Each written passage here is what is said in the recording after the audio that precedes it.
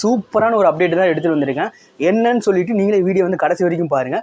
நம்ம விஜய் வந்து பார்த்தீங்கன்னா நம்ம காவிரி வந்து கண்டுபிடிச்சிட்டாரு. உண்மையாலுமே இது ரொம்பவுமே ஒரு மகிழ்ச்சியான ஒரு விஷயம்.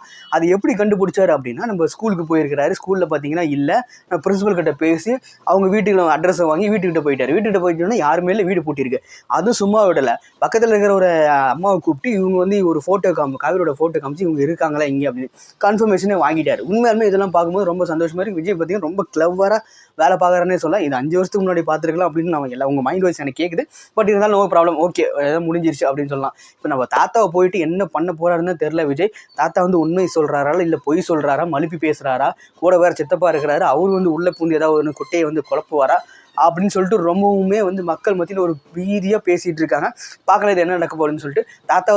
தாத்தாவோட சதி வேலை ஏதாவது இதில் இருக்குமா, இல்லை சதி வேலை இல்லாமல் ஒரு நேர்மையாக ஃபேஸ் டு ஃபேஸ் பேச போகிறாரா அப்படின்னு சொல்லிட்டு நம்ம பொறுத்திருந்தே பார்க்கலாம். தாத்தா வந்துட்டு ஏதோ மறைச்சானே கண்டிப்பாக வந்து விஜய் கிட்ட ப்ரூஃப் இருக்குது. விஜய் வந்து எல்லாத்தையுமே வந்து கொண்டு வர போகிறாரு.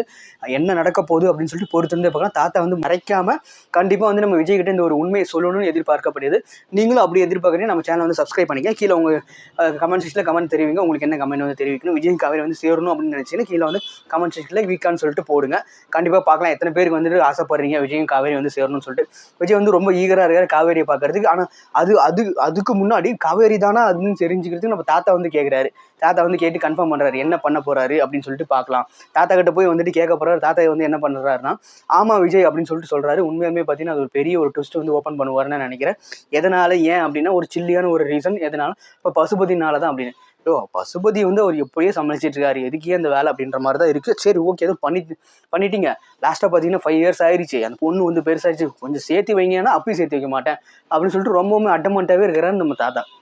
தாத்தா ஏன் இப்படி மாறிட்டாரு அப்படின்னு சொல்லிட்டு நமக்கு சுத்தமாகவே தெரியல. நம்ம விஜயோட ரொம்பவுமே ஹாப்பினஸ் தான் பார்த்துட்டு இருப்போம். இப்போ பார்த்தீங்கன்னா விஜயோட சேஃப்டி பார்க்க ஆரம்பிச்சிட்டாரு. என்னன்னே புரியல. அடுத்து ஒரு குட்டி பாப்பா வருது. குட்டி பாப்பா வச்சு தான் ரொம்ப பெரிய ஒரு பிளேவே பண்ண போகிறாங்கன்னு நினைக்கிறேன். பார்க்கலாம் என்ன நடக்க போகுது அப்படின்னு சொல்லிட்டு. கண்டிப்பாக வந்துட்டு விஜய் வந்து மறைந்திருந்து காதலிப்பாரா, இல்லை போயிட்டு உடனே வந்துட்டு நம்ம காவேரியை வந்து பிடிச்சி பேசி அவங்களுக்கு வந்துட்டு நம்ம மறந்துட்டாங்க இல்லையா, மறதியெல்லாம் வந்து ஞாபகப்படுத்தி திரும்ப வந்து உள்ளே கொண்டு வராரா அப்படின்னு சொல்லிட்டு நம்ம பொறுத்திருந்தே பார்க்கலாம். கண்டிப்பாக வந்து 2 பேரும் சேரணும் தான் மக்களோட ஆசை, என்னோட ஆசைன்னா.